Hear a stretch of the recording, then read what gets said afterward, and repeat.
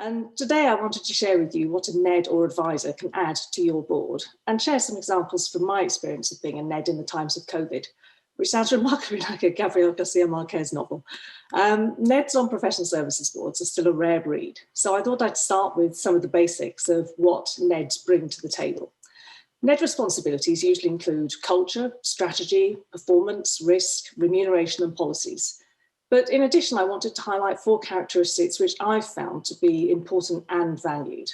And the phrase most used to describe Neds is a critical friend, and that really does sum it up. A good Ned brings a level of challenge combined with a healthy dose of support. Secondly, they should bring diversity of thought or cognitive diversity. That'll come from ensuring that your Ned has sufficiently broad and different experience and knowledge that, whilst complementary, brings a new perspective to your board. This can be really important in a professional services setting to help avoid groupthink. Thirdly, independence. This means they've got no vested interests. They aren't part of the hierarchy, they aren't worried about their pep, and most importantly, they can speak truth to power. Finally, it's soft skills. These are some of the most important. A good Ned needs a healthy dose of EQ, as they should spend quite a lot of their time listening, supporting, encouraging collaboration, and providing a friendly ear. So it's particularly important for the CEO or managing partner, a role that can otherwise be very lonely. So I thought it would be useful to bring this to life with some practical examples from my experience over the past year. Firstly, focusing on strategy and transformation. It's too easy for the management team to feel the pressure to bring in new technology.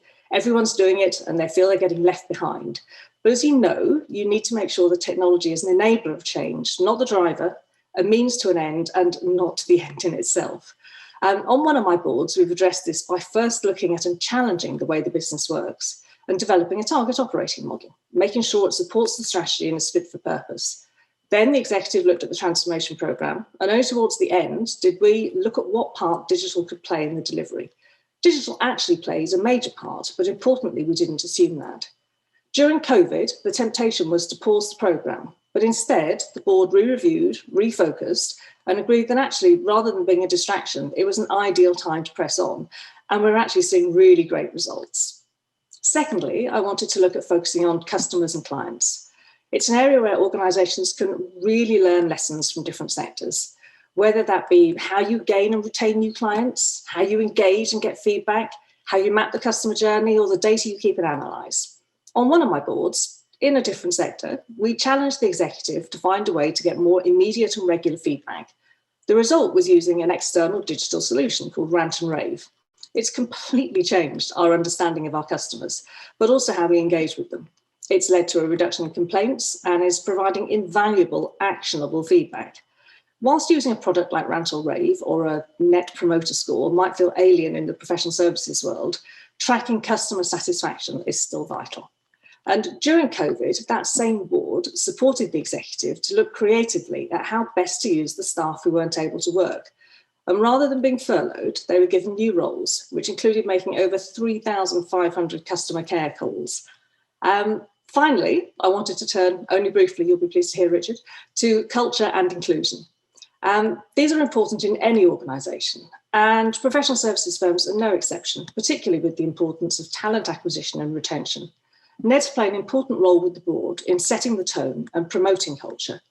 During COVID, all organisations had to suddenly rethink how they communicated and engaged remotely with their staff.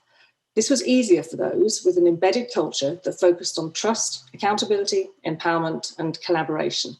Counterintuitively, if managed well, I found that during the COVID process, it actually helped strengthen the culture and inclusivity.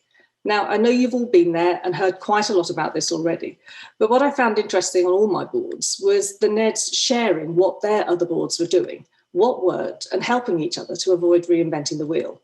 A lot of it was practical little things that really helped the whole team feel engaged and included, for example, whether that be regular YouTube updates from the leaders, Zoom 11s, creative projects, cooking challenges, no agenda meetings, team virtual daily walks, wellbeing buddies, or even Zoom charades. Yes, we did do Zoom charades.